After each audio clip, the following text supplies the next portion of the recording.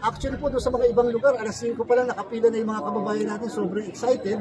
Siguro nga dahil ilang beses na postpone ng kanilang ang ating halalan, and therefore gusto nila talaga makaboto na at mauna sa lahat. Yun naman po talaga dapat, lalo na po sa mga kabataan, dapat mas maaga.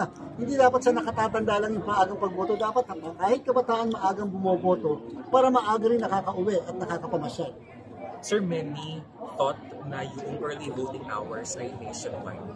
Ako, unfortunately po, again, inuulit po natin, yan po ay nilaan lang natin para po sa mga senior citizens, PWDs, and heavily pregnant women ng Naga City at Muntinlupa. Pasensya na po doon sa mga hindi po nabigyan ng ganung impormasyon. Pero alam niyo po, paulit-ulit po yan sa lahat ng panayam natin, kahit po yung ating vulnerable sector, lagi po ini-emphasize, dyan lang po tayo sa Muntinlupa at sa Naga City. Pero kung po kayong magkabalala, next election po, kung wala pa po yung batas ng early voting law ninyo, na para sa inyo, ay buong Pilipinas na po natin gagawin yung early voting hours na yan para po sa inyo lahat. Sir, polls will close by 3 p.m. That means pag 3:01, hindi ka na pinagbumoto. Pag po may nakapila pa, halimbawa sa compound na ito, may mga nakapila pa o may mga naandyan pa palapit sa botohan, pabobotohin pa po yan ang ating mga guro. Inuulit ko po, lalo-lalo na sa mga nakamonitor ng mga electoral board members natin o yung mga watchers, pakisabi po sa kanilang lahat. At yan naman po kasama sa training.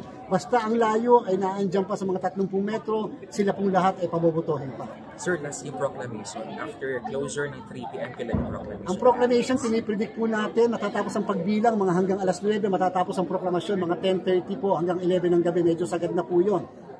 Dahil po alam nyo kasi kaya inabot ng 10:30 to 11, dalawa po kasi ipoproclaim na grupo, SK at regular na barangay. Diyan po sa Bulacan, baka po abutin na hanggang madaling araw kasi po may kasama po kasi na plebisito na yes or no doon sa highly urbanized city ng San Jose del Monte.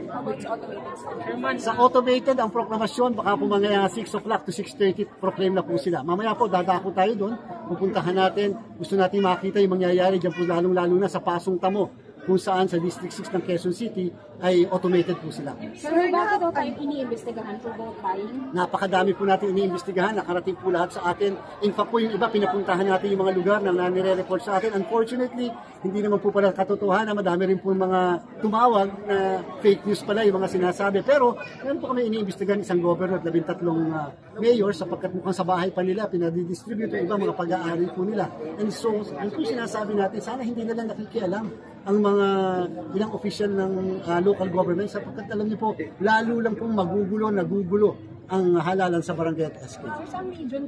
Dito po sa Luzon. Lahat, sir? Lahat, sir? Lahat sa Luzon? Dito po sa Luzon, yung sa governor po dito rin po sa Luzon. Ay, yung 14 lahat agad sa Luzon? Tama po.